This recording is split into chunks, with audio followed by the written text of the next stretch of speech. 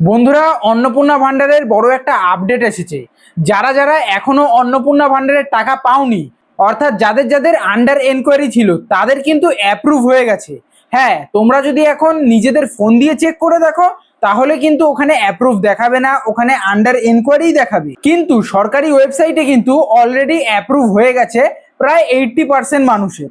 এবার তোমরা হয়তো অনেকেই বলতে পারো যে তাহলে কিভাবে সরকারি ওয়েবসাইটটা চেক করব যে আমাদেরও অন্নপূর্ণা ভান্ডারের অ্যাপ্লিকেশন আন্ডার এনকোয়ারি আছে নাকি অ্যাপ্রুভ হয়ে গেছে। দেখো, প্রত্যেককে একটা সহজ নিয়ম বলে দিচ্ছি।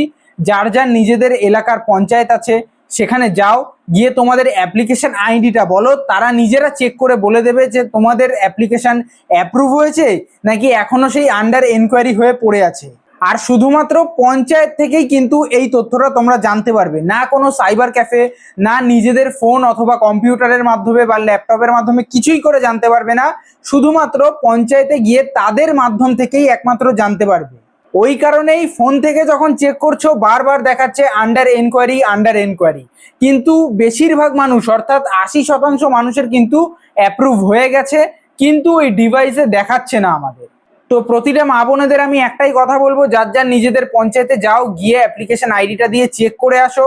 অবশ্যই জেনে যাবে যে তোমাদেরও অ্যাপ্লিকেশন অ্যাপ্রুভ হয়েছে নাকি আন্ডার এনকোয়ারি হয়ে পড়ে আছে বা রিজেক্টেড হয়েছে, কি হয়েছে অবশ্যই জানতে পারবে। আর ভিডিওটা একটু বেশি পরিমাণে শেয়ার করে দিও, যাতে প্রতিটা মা বোনেরা এই ভিডিওটা দেখে তারাও নিজেদের স্ট্যাটাসটা চেক করে আসতে পারে পঞ্চায়েতে গিয়ে। ঠিক আছে, তো চলো আজকের মতো এখানেই ভিডিওটা শেয়ার করে দিয়ে আমার চ্যানেলে নতুন হলে চ্যানেলটা কিন্তু সাবস্ক্রাইব অথবা ফলো করে দিয়ে যেও। টাটা।